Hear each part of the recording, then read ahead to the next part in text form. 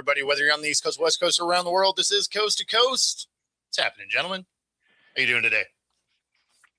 I do not ever pay attention much to college basketball. Okay. But yesterday was a little bit fun to watch. I could really care less, but I love watching when big schools fall. Yeah, of course, right? The underdog story is always fun. Well, it's not even that, like Ohio State. TCU is not a small school. Sure. But I like it that they beat Ohio State. I mean, that's fair. Siena actually gave Duke a run, which was nice. You know what I mean? They kept that really close in the grand scheme of things. The upset really of the day is North Carolina getting beaten overtime by Virginia Christian. I guess that's what it was. VCU. VCU. Yeah. The thing about that game is a lot of us had picked VCU to win that game because North Carolina had, lost, I think, two of their best players. Yeah. But they were leading by 19. So Yes. I stopped watching that game. I was like, all right, this was done. I think we went upstairs for something. I come back. I'm looking. I'm like, it's tied? Like, what have I just missed, by tuning out on this game? So that was wild. Now, there's some schools that have some key injuries going into this tournament. So for sure. Yeah, it was like I know Penn. It was unfortunate because usually Ivy League schools can hold their own. But Penn went in and had two of their starters out, and they just got railroaded. You know what I mean? It was like they got the proverbial train. Yep.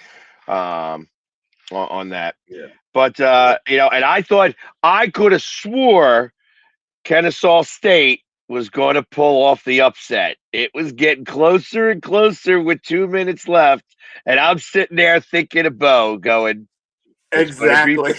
It's going to be fun to talk about how he's the one that jinxed Gonzaga.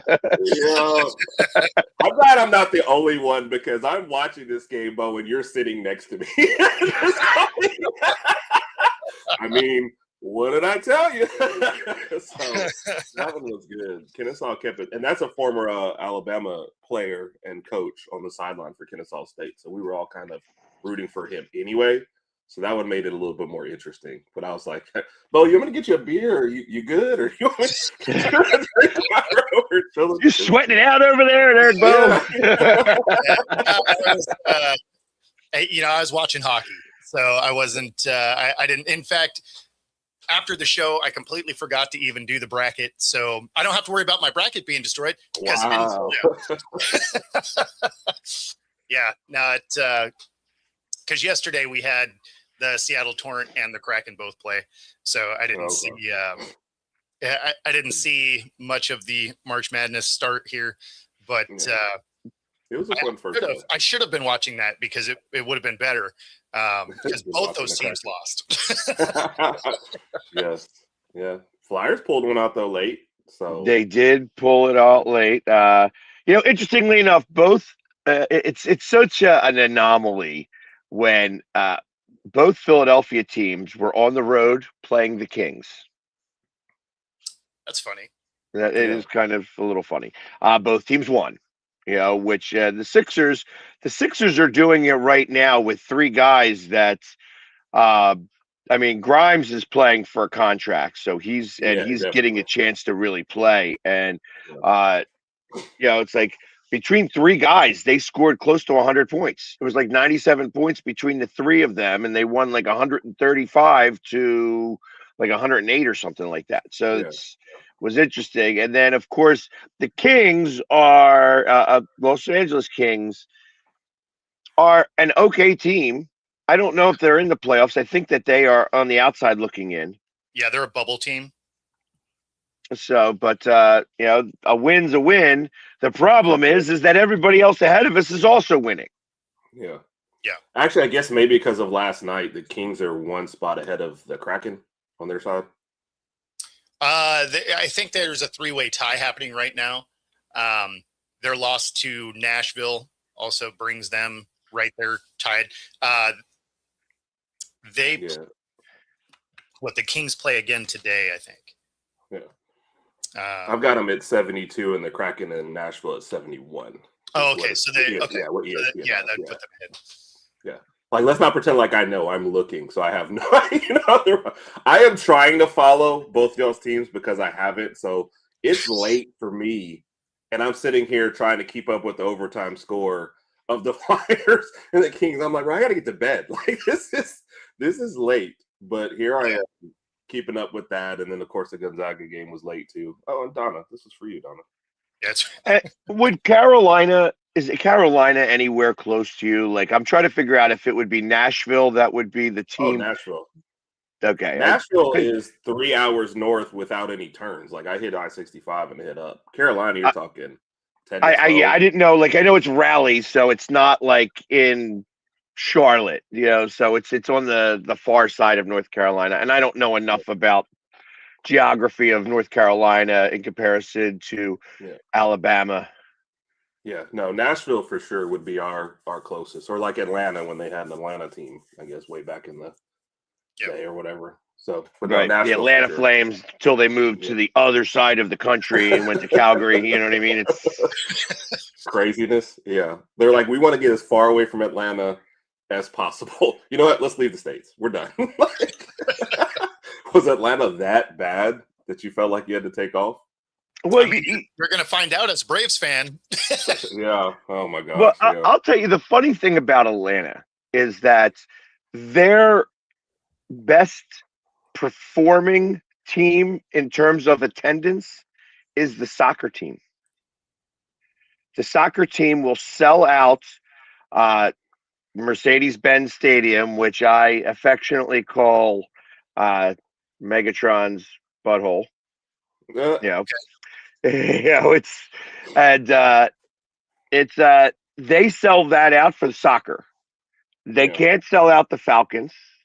The Braves are wishy-washy in terms of whether they get, like, I remember going to a playoff game and being able, somebody gave me, I had a ticket to get in. Somebody gave me tickets right behind the dugout because they didn't want to go.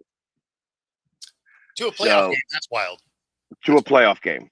Yeah. And, so it was like, and of course, we lost that game, and everybody's looking right at me because I was in that one seat that every time that there was a right-handed batter, you and the cameras forced, looking at the right-handed batter, and you see me in the background. So it was one of those types of situations. And so hockey and basketball have the same problem. Like, they're number 3 and 4 and 5. You know what I mean? Like, between all those teams, that soccer is what does the best there. Yeah, that's interesting. Although all the other, Nick, like I told you, he's a Dodgers fan. He did try to. It's just proximity, and we're going to a game. We've got a friend who is a Braves fan who is married to a Red Sox fan, and we're going to one of those games. So I was like, hey. Plus, just to keep me involved in the summer. I'm not expecting much. One thing you can expect from Atlanta Pro Sports is heartbreak. The Braves fans are already telling to me, hey, be prepared for this. Falcons, we know the Falcons. And then even the Hawks, when they had the best record in the NBA, don't make the finals. I think LeBron knocked them out. So it's like, we just expect, you might be decent during the regular season, but it ends there if you're an Atlanta fan. Atlanta's best year is when they lost the Super Bowl, subsequently lose in college also, and then lost the All-Star game, like all in the same year. that was amazing for all of you Georgia fans. Yeah. Never a dull moment in Atlanta. But I will say that Truist Park over there, it's a gorgeous facility. The whole area that they have that ballpark is amazing. Like I said, it's just a beautiful spot over there. And every time I go to Atlanta to go catch a baseball game, it's great. And they know me down there too. It's the Philly sports guy precedes me. You know what I mean? It's great that nobody's there, right? It's like walking into the gym and no one's in there. You're just like, oh, this is great. like good facility, no one here. This is perfect. You know, if you're going to Atlanta, great facility, no one shows up. You get free run of the place. I like it. So, but you know what you should be able to do? How far away is Savannah from you? I don't know, 3 or 4, maybe at best. I don't know. It's not. You should be able to get in and take in some Savannah Banana games. Since they have a whole league now. 6 teams in the league. It's the Banana Ball Champions League. 6 hours. Almost 6 hours. Well, that's a little bit tough. Yeah. And you lose an hour going there. So all of a sudden, you know, I'm on Philly time.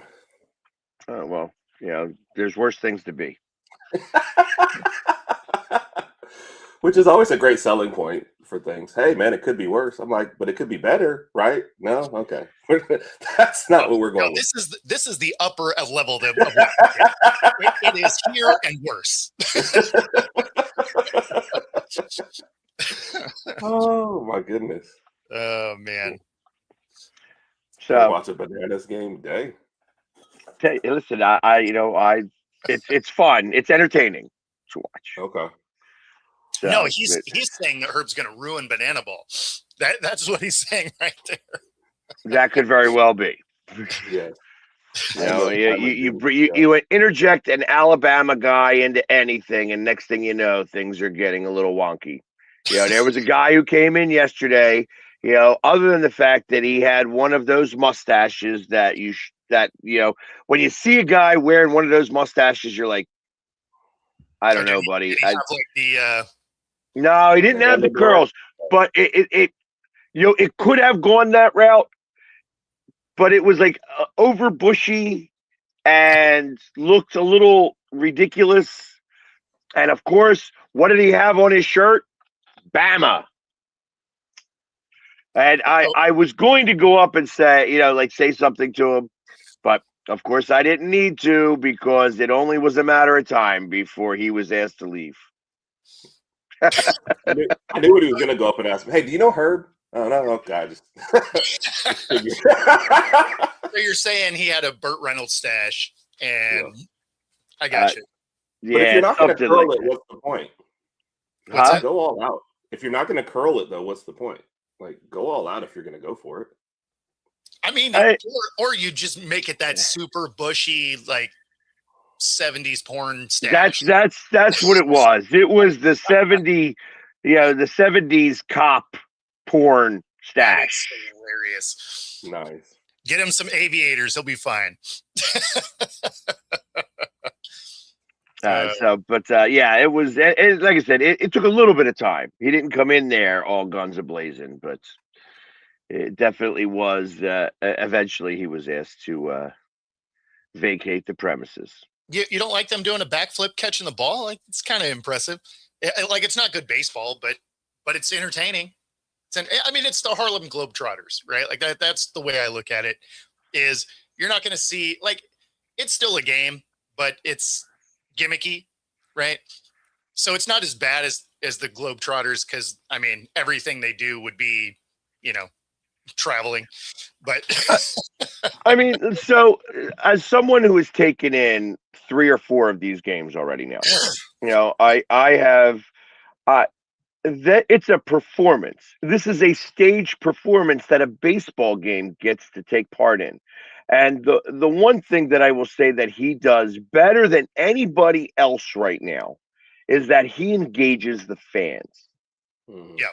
Yeah. And that's, if you want somebody, I understand that when you're a purist like Nick, that you don't want any changes to baseball. It's like, and I understand, like, hey, listen, even the shot clock or the pitch clock was something that we all had to get used to, and we're kind of happy about now because it has changed it from 4-hour games to 2.5-hour games. So I am appreciative of that because I go and take in a lot of games, so it saves me lots of time over the course of a season. That being said, the one thing I love about soccer, and I'm not pivoting away from baseball, is that it's 2 hours That's it. 90 minutes. We give a little bit of extra time, but it's 45 minutes continuous clock, 2 extra minutes, a 15-minute halftime, 45 minutes, give an extra 10 minutes maybe, and done. That's it. And 2 hours is done. And that's what I like about this as well, is that they're able to sing songs, do dances, engage the fans, put on a show along with playing baseball. And in the process of playing baseball, if they have to do a flip to catch a ball to try to do it and they miss the ball, is it the worst thing in the world? No, you know what I mean? Again, it's a gimmicky thing, right? Like, so you're not necessarily going to Banana Ball expecting the best baseball game ever. Right. These guys are, it'll be fun when there's somebody that winds up going from Banana Ball to the major leagues. Right. You see a lot of the major leaguers that are retired and they come out and they play, baseball with them, and it's like they have the golden bat where at the last batter of the game, if you want to put somebody on there, you can give them the golden helmet and they're going to go out there and take your last at bat for any reason.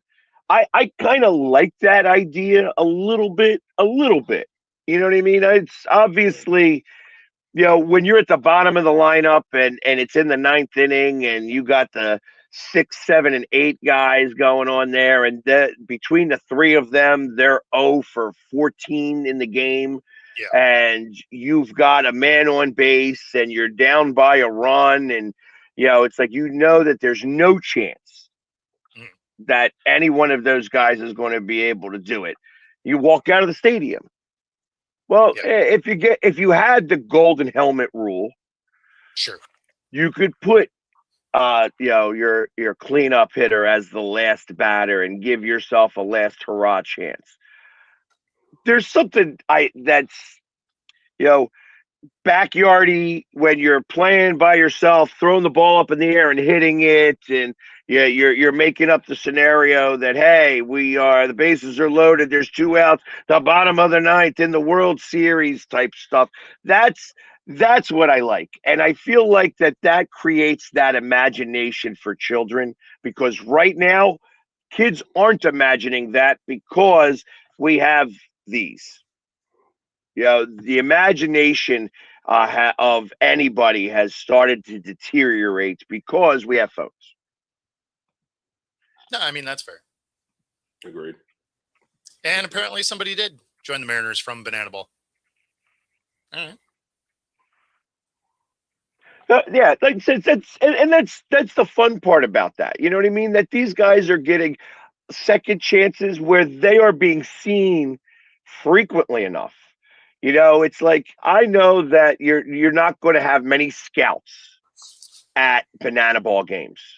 Of course. Yeah. Because you don't need to, because they film every one of them now. Yeah. ESPN's looking for content all the time. So this is perfect content. That makes things great. So you could watch all of the tapes and pay attention to one guy specific, and the guy's going to get a chance to maybe go from Banana Ball to AAA and then maybe work his way up into the majors. I can't see anybody who's going to go from Banana Ball right to the majors and be a starter, but like I said, a competent backup, a competent guy who's going to be in the system, who could make some real money, that's possible. And just to finish it off, this guy went from nothing. This guy made up an entire game. Yeah. Right. Out of nothing. It was like, the story is really Disney. It's crushing too. Like, I mean, it was a slow start, but I mean, it's absolutely blown up. Yeah. Right. And John and I are going to go to a game. Yeah, and it's got its 15 minutes of fame. It's around minute 5 now. You know what I mean? I think it's got a full 10 minutes left to go, and in the grand scheme of things. And other people think it's at the 14th minute. That's not the case. You know what I mean? I think that this is going to go for a while. The Harlem Globetrotters were the same situation. And I like this better than the Harlem Globetrotters because Harlem's not winning every game. Yeah, exactly. Right. Exactly. Right. Well, and you can't fake parts of baseball, right? Like you can in basketball. Right. Baseball, there's, once you smack the ball, like it's going to go where it goes. Right. So you still kind of have to play an element of it. Whereas with basketball, they can run up the floor. And although that is, the new NBA rules anyway, it used to be traveling. Yes. So, a lot of what they did was, illegal moves that, you wouldn't keep possession of the ball in actual play. But when you're talking about even gimmicky baseball, you still have to play baseball. Right. So and so that is something that you could specifically start to cover since there's not many people covering that. They don't put that on my score app. Well, that's because that's where it is like the Globetrotters, because nobody cares what the score was, right? Mm-hmm. They're like, oh, this guy got this, he caught this fly ball in a backflip. Like that's what gets the highlight reel. I have no idea what the score was of that game. No. Well, plus you only score highlight though. Yeah, for 8 innings, you only get 1 or nothing. So that's the thing. The moment that you win the inning's over. Oh. So you could. That's the other thing about that. So if you score 3 runs in the first inning and the home team comes up to bat and scores 4, the score is 1-0.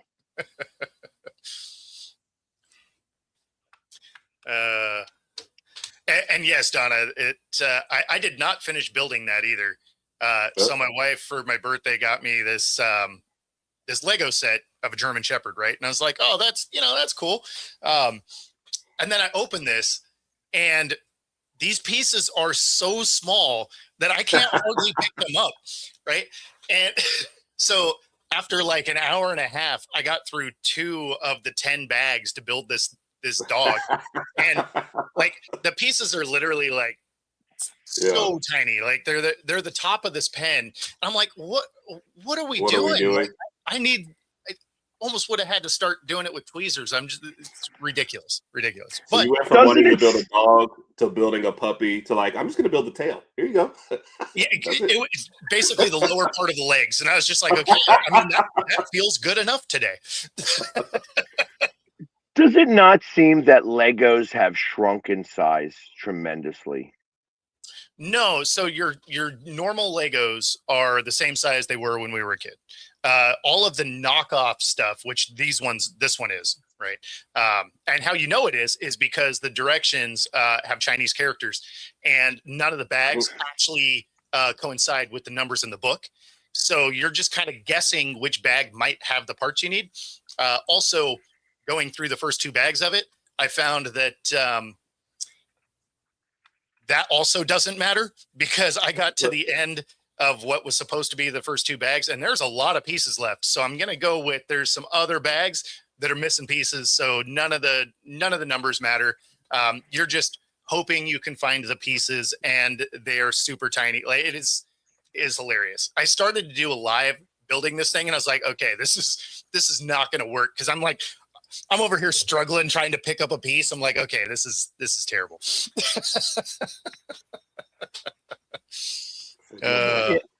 Yeah, I just think that when I think of it, because as I'm looking up here and I have this one, and you have like somebody made that for me, and this cool. This block is even. It looks to me like it's smaller than they used to be. That they used to be a little bit bigger and a little bit thicker, and. So the dimensions are the same. There's not quite as much plastic in them as they once were. So they're a little bit, the walls are a little bit thinner, but dimensionally they're the same size. Yeah. And because like I was just watching, actually, it's funny that we're even talking Legos. I just saw on Instagram somebody actually built an actual Lego house. Yep. See, that's rad though. Like I'm like not a mad full at Lego house. I do love me some Legos, so I'm not mad at it. It's the I never actually get to do anything with them, right? But I got like this box of them. But like it's one of those like you just like forget about everything for a minute. You're just like, oh, okay. Like building this dog was more just thinking about the frustration of trying to pick the stupid pieces up. But I would almost enjoy if, and I'm going to bring this back into sports a little bit with Legos. The baseball card industry has blown up tremendously now, and it's like so much is going on. There should be a collaboration with Legos and building a player with a signed, and he signs a piece that is part of the building, and you put it together, and then you put it in this box, and it lives on the shelf. And the hardest part is obviously like all the faces are going to look like that, so it's not like you're going to get a really good, you know, Aaron Judge is not going to look like Aaron Judge. He's going to look like Lego Judge. But that's there's something to be said for that. Then those collaborations would be amazing. Yeah, where like, do you open the box at that point? Is the box easier to be closed and can remain closed? I mean, that's the thing. That's what makes all of those collectibles valuable, right? Is keeping them sealed. Not do anything. Yep. Yeah. So you'd end up buying that, and then you'd never get to put it together. But then it's like, how do you know that the signature is where that is? And like, you'd have to almost verify that. I don't know. I think it's Schrodinger's cat. Right? There's a signature in there, or there's not, and you never really know. That's why you have to stick like the big certificate in there with it, so the certificate is bigger than all the Legos. There's a big piece of paper that says this is signed, and then you'd have to. That's how you authenticate it. You X-ray it. You're like, look, it's got the paper in there. Yeah, but baseball cards have gone ridiculously through the roof. Baseball cards took over for what NFTs were trying to be. Yes. Right. Yeah. That never really launched, the NFT thing. Like, it got popular for about 2 seconds, and then everybody was like, "Yeah, these are dumb." Well, no, they realized exactly what it was. That was a straight out money laundering Ponzi scheme. Yep. That, like, oh, this is worth $100,000 or $1 million, and we're just going to put $1 million into this NFT, and it's worth $1 million all the time. And it's like a bank card almost. Whenever I'm ready to get rid of that $1 million, I just turn that in. The problem is that nobody was paying the $1 million for that. So people lost a good amount of money, but it was all new money people were losing. People that were making tons of money on crypto bought into the NFT market, and it just poofed. The thing that is really going crazy right now is just ripping boxes, right? Like, if you're on TikTok, if you scroll at all, you're gonna get to one within a minute, right? If you're just doom scrolling through TikTok, you're gonna get at least 1 or 2 or maybe 3, box rippers, and then they'll have some other memorabilia that they'll be selling too. But that's become such a big thing, and it's weird because I think back to like collecting cards as a kid, and then it really just kind of fell off for a long time, right? You didn't hear about anybody collecting cards or anything, and then it really blew up. Pokemon definitely was an element of it, but I don't know, like it really went crazy.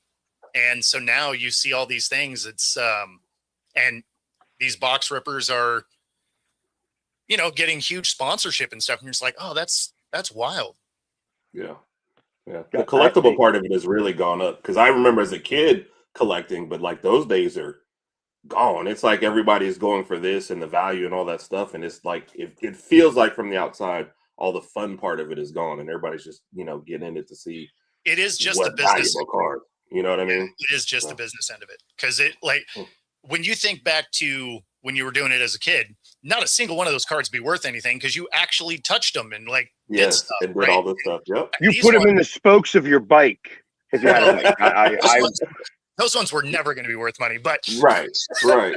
But no, but you would do flipsies to whoever had heads and tails, you got to keep the cards. They were meant to be fun and to be able. That was the one thing that I thought baseball did very well, was to be able to explain to everybody who everybody was that played Major League Baseball.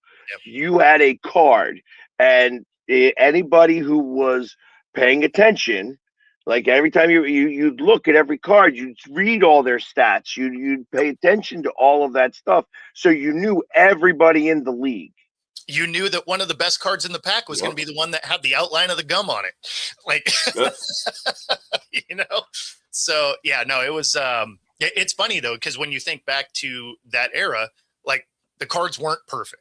The edges were kind of, rounded a little bit, and now they wouldn't be worth anything anymore, right? So now it's, you yank that package open and you're immediately putting them into, protectors and whatever. It's just a very different era for sure. Absolutely.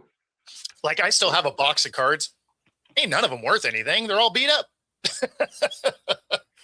I still hang on to them because they're kind of cool, whatever. But I mean, at the end of the day, none of them are going to be worth anything because everything is about having a perfect 10 card at this point.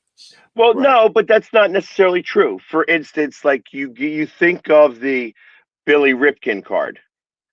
Okay.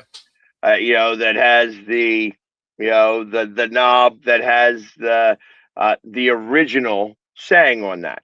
That card, even as a 5, is worth money because it was a unique card. There was a number of different things. I have one card that I have in glass encased. And it happens to be the Eric Lindros pre-rookie card. It was before he got drafted. And it was the future star Eric Lindros rookie card. That card's probably not worth the glass that it's in. Sure. Right. But it's at the time, it was, hey, this was, he's a future Hall of Famer. We're going to put this in glass, and one day it may be worth something. Right. One day I can actually open up that glass and put a real card in there, and it'd be worth something now. That's kind of how I look at that. We're good, dude. Have a good one, Donna. Yeah. Good luck. I hope you're all right, Donna. Fanatics Fest. They have all of these different players show, and but that's only a small portion of it. It's all cards. There's a whole, I want to say 100,000 square feet of vendors with cards, just trading cards and opening cards. They have a whole section where somebody buys, and they have the podcast area, the center area, the other area where that's all they're doing is ripping cards. Yep. And that's it has become such a business. But then again, I have a buddy of mine who's now taken that business a little differently. So he partners with players who are willing to have their jersey and their cleats that they wore for big games, national championships, Super Bowls, basketball games, whatever, cleats, sneakers, whatever they want, and cut them up into small pieces, put that in a card, sign those cards, design a card around it, sign those cards, and then distribute those cards. So now you're getting a piece of memorabilia that was in the game. That is, that's cool. Yeah, that's cool. worth something. That is worth something, I feel. Because now you're getting a piece of history that like I said, he did this with Brandon Graham, and Brandon Graham took his jersey that he won, he won with his previous Super Bowl in '59, and you could get one of the stars that was under the C on his jersey. Oh, that's cool. You could get the NFL symbol that was on his jersey. Like there's different cards that are going to be worth a lot more, because if you get a little patch of just his green jersey, I mean, it's still cool to have, but it's not the same. If you get the swoosh that was on his cleats, that might be worth something. You know what I mean? I'd say so. There's a lot of different ways of going about that. What's up, bro? And it's just kind of interesting. I'd love to be able to do that one day. Maybe we get one of these rippers on here and talk to them and have him explain how somebody who's been in it for a minute, and it can explain how things have evolved, and that whole industry has blown up over the last 5 to 10 years. It's crazy. I'm trying to. I can't find her in my Instagram. But she actually left TV to do this. So she was, a college athlete, and went into TV, and then left TV to literally do cards, which is that seems wild to me. Yeah. Also shows you what kind of businesses it is, though. No, exactly. You know what I mean? For sure. Yeah, but I mean, I think about that. Like, I've been asked to rip cards on occasion. And when I was at the Super Bowl, there was a card ripper who I happened to just show up. He was using my table to rip cards, and I was walking around. I come back, and Gio, the podcaster, who was an Eagles podcaster, happened to be sitting at the table ripping cards with this guy. I show up, and he's looking at me like, wow, you're famous. Please rip cards with me. And I'm like, I hope I don't rip any of these cards, because I don't know how to open these packets nicely. It's like I'm doing my thing, and come to find a process to it. Right? Like they do open it. They open it really gingerly, like you're opening a bag of chips and you don't want them to fly everywhere. Right? Like, right. Well, it just comes to find out that I had out of all the whole box that they ripped, I opened 3 packs, and out of my 3 packs, I have the best card of the box. Nice. And it was like a 1 of 10 signed card. See, that's what's really cool about cards today also, is when you do get a box, like in that box, there are going to be some unique cards. Whereas when you think back to when we were kids, like you could have ended up with 50 of the same, just terrible Don Russ card. Like, so like, I remember, it was like the red Don Russ with like the black splatter on it. I think I ended up with like 15 Ed Reed pitcher for the Mariners back then. Not a good pitcher back then either, but at the same time, like I think I ended up with like 15 of this card. I'm just like, okay, this box sucks. Like, could we at least given me somebody? But no, anybody at all. But then I remember, like, I would buy the whole set, and it was like $15 to $20, and then you'd actually number them, like they were all numbered, so you'd put them into the book 100% numbered.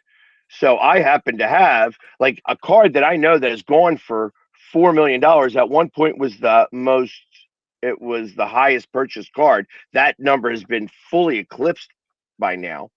But sure. it was a Barry Bonds rookie card, the same exact card that has only been touched one time to be put into the book. Yeah. Because I mean, I put it in the book, it stays in the book. I've never touched it in the book, and I'm almost afraid to touch it now. Like if I was to do it, I would send it out to go get graded with the whole page. Let them take it out of that book. Right. Oh, no question.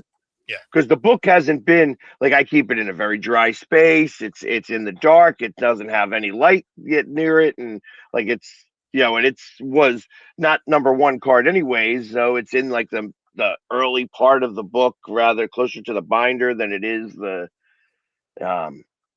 outside pages because I didn't that's where it fell. But am I going to get $1 million for that card? Probably not. No, I mean, that being said, I would maybe float it out there. Like, I mean, and I was listening. What part of the house is the binder in? Just, right. Well, just and it's funny because you know what solves money problems? Money. So I have spoken to somebody about it, and the same guy who I'm talking about who started the collection of started to do it with his own line of cards. It's the Immortal Cards is collection that he's kind of begun, and he's like, we should talk about that. Like he'd be happy to take a 15% commission. Sure. On selling that card, and if it sold for $2 million, I'd let him. Yes. Yeah. Right. If you sold it for $2 million, we'd be best friends, Philly. He'd sell you the rocket that you saw going into Alabama. Huntsville. I may take another ride back down there and be like, hey, here I am in Alabama. Yes, sir. Awesome. Hey, so how did Birmingham do? That we did have a football game, did we not? The Stallions? Yeah, didn't they begin last week? I had not even been paying attention yet. I didn't think the UFL started yet. Yeah, because I know that they have opening game, right? Because the Stallions won the championship again last year, did they not? No, they did not last year. So they broke their string because they had 2 in the old league and then the first one here, but not last year. Okay. But I know that they were starting off the season, so I'm not sure when the UFL actually begins. Yeah, I'm looking right now because I was like, I'm pretty sure it doesn't yet. Yeah, March 27th is week 1. Okay. Yeah. So at Louisville. Yeah, I didn't think so. Yeah, because then arena football starts like 2 weeks later. So it's getting ready for that. So let's go Wolfpack. We only had arena football here for a short amount of time, and it was great for a minute. Bon Jovi owned the team along with Ron Jaworski, and eventually Ron Jaworski owned 4 of the 6 teams to try to keep the league going. Yep. And at that point, he realized it's like, listen, I own all of the teams. I'm not just going to float this entire league. Yeah. No, I mean, the Arena Football League went bankrupt like 5 different times. So, I mean, it's just not something that has been able to really survive. And I mean, there's been times that it was amazing, right? Like viewership was good. And I mean, the first time it went bankrupt, it was the NFL actively trying to crush it. Now the NFL cares a little less because they print money downstairs and it doesn't matter anymore. But that's why they look at things like the UFL. They're like, oh, well, we'll just try stuff out in your league. We know you're in no danger of taking over our spot. But back in the 80s, they actively tried to crush arena ball. Do you guys and I don't want to talk about other people's podcasts on here, but do you guys ever pay attention to the Rich Eisen show? I catch clips. I don't generally have time to watch other shows too much. Yeah, I'm in that same boat most of the time. But there was one show that it made me pay attention, and I actually looked it up, and they were talking about how the Super Bowl in Atlanta, Right. and does not have a date yet, and that it's odd that 23 months out there Right. isn't a date chosen for this Super Bowl. And the reason being that there is no date chosen yet is because the NFL has a new collective bargaining agreement players president. Yeah. And the reason why they are holding off is that they may be instituting the 18th game Yeah. starting in 2027. And if that's the case, that they will then, because it would be 2 buys and trying to figure it all out, Well, they're they'd trying have to to end on work out President's the schedule. So they don't want to. They're trying to get it so that Monday would be a day off. So you broke up there a little bit. Oh, okay. Yeah. So basically, even if it doesn't go to correct, but that would also mean that they may have to start. Oh, you got some wicked lag over there. Yeah, because I could still hear you fine, Bo. I didn't realize that either, and I thought the players were like kicking and screaming to fight against the 18th game. I didn't even realize that was still. No, because they're just going to get rid of another preseason game. So weeks 1 and 2 can be even worse than normal. Is that what we're going 100%, for? 100%, yes. Okay.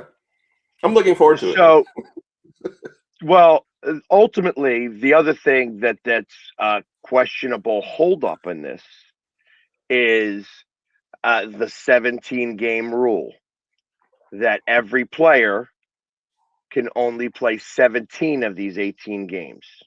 Oh, that's weird. I hadn't heard that. So that's one of the things that they are floating in the process of that. Well, and that becomes really interesting because at what point do you put that into Constitution? Like, is it, do you have your starting quarterback not play game 1 and hope he makes it through the entire season?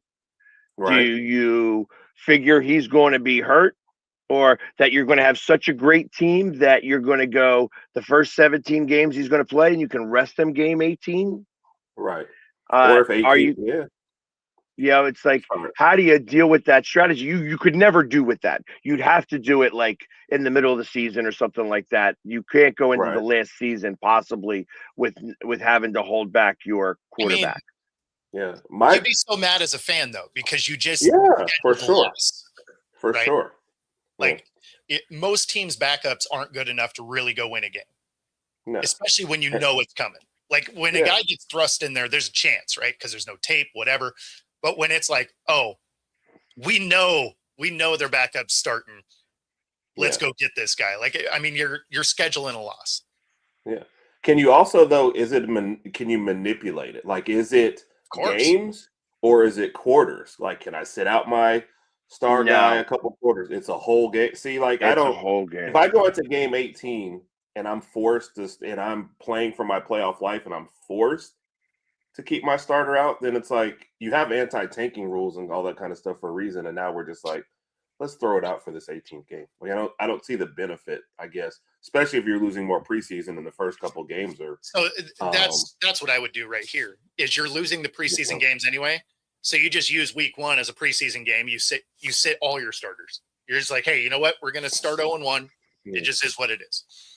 Or you just winging it. You don't know if you're going to start 0-1. You just Well, I mean, if you both do it, then you've got a chance. Yeah, exactly. The other team might do the same thing, and I mean, that's the way I would do it. I just get it out of the way because I wouldn't want that looming over me. Like, oh man, we're in this playoff race, and now we have to schedule a loss in here that might end our run. I wouldn't want to do that. I guarantee the NFL will love that. All week 1 games or all the backups in preseason. So that would be awesome. Raj. And Raph did one earlier too. What's up, Raph? Appreciate both of y'all. Absolutely. And So that was one of the things that I was told about, or that they had mentioned. The other thing that's about to happen is that the NFL and the referees union are having difficulty coming Yes. to an agreement, and that they were ready to. The NFL has been staunch on the fact that they want to possibly have, Division III referees come in to call the games, the pro games. I know what the strategy for the refs are. They're like, if you think we're bad, it can get worse if you don't pay us. We've seen it before is the problem. And Yeah. we were the beneficiary of it in one of those games. I mean, our game is what brought the refs back, because they're like, okay, that was terrible, right? The Fail Mary. So it, it benefited us. But I mean, at the end of the day, like, the officiating up to that point was so awful. And then that happens and you're like, oh, so I mean, next week we get refs back. Perfect. And as bad as they are, it certainly can get worse. It's one of the things I always look at with the WNBA, right? Is they, probably up into this year, this year's probably going to get better, but they paid worse than college. So you didn't even get like the good college, referees. They, it would get the ones that are like, hey, we want the pro tag. Right. That's what it is. They're like going for it for the prestige end of it instead of, the money end of it. But it also meant that you didn't get great referees. Well, and not only that, if there's so much money, the NFL has gotten in bed now with these gambling sites. And how do you the referees are playing it right. They're saying, listen, it's time now that this is my profession. I am a professional referee. I am not somebody who only makes enough money to then have to go back to work. Yes. Right. So anyway. 100%. There's enough money. The NFL prints enough money that they can take care of this. Yes. I understand that they'd have to pay, like all of these salaries. But what are we talking about? Is the best referee with a ton of longevity making what? $750,000 a year? Sure. Is a referee crew making $2 million a year, a game for the entire referee crew? Yeah. It's like, what are we talking about here? There's so much money. The fact that they are willing to go and play this game and maybe die on that hill, that would cause a chink in the armor for the NFL. That would be the big chink in the armor. The moment that things get screwed up because of gambling, and people getting angry because of the NFL not protecting their brand well enough by putting the best person for the job on the field to protect the game. Yeah. I mean, you're not wrong. You can bet on whether or not they get a new deal right here on the show. Use the QR code on the screen, up to 125% of first three deposits, 10% bet guarantee. In case they don't, Nick, you're absolutely right. They should get betting out of sports, but also because they're not, you can bet right alongside us right here on Coast to Coast. And to Robert's point, I would think the reason why you give them a raise is to keep those concerns about possibly do. But also, I don't think people realize how much scrutiny all of them are right now. If you see suspicious patterns in a game and this ref all of a sudden has a deposit somewhere, like I feel like those are the guys you're going to watch the most, because I agree with them. The refs are the people who can control it. So we appreciate you, Nick. But it is interesting. You can't hold people accountable for their bad decisions and then say, hey, you're only a part-time employee. Like all those workplaces, the full-time employees, those are the people you're on. The part-timer, he may show up, he may not. You never know, right? You're like, okay. And if your refs are part-time, they're like, whatever. They're not quite. I mean, you're describing them like you're grabbing random people from work source here. Like, I mean, they are. I watch some games and I'm not 100% sure sometimes. Well, I mean, but that I See, and that's where the NFL can turn and say, look at Angel Hernandez. Same here, Joe. Same here. Yeah. That's cash bribes only.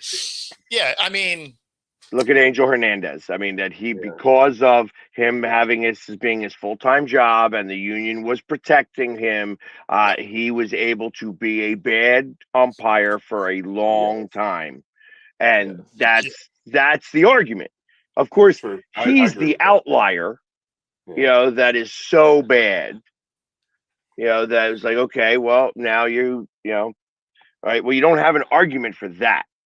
But there's so many other umpires, that let's face it, there's 3 a game, and there are at least 15 games a day. Yeah. So is it 4? It's 4. So 4 umpires, on the field, and once you get into playoffs, then you start to have 6. Mm-hmm. Yeah. And then you got to have the guy behind the watching the plate now, who's going to be doing the ABS, the ABS. So it's, ultimately you could have as many as 7 guys paying attention to that. And then I guess whoever's in New York when they send that back for all the replays and such.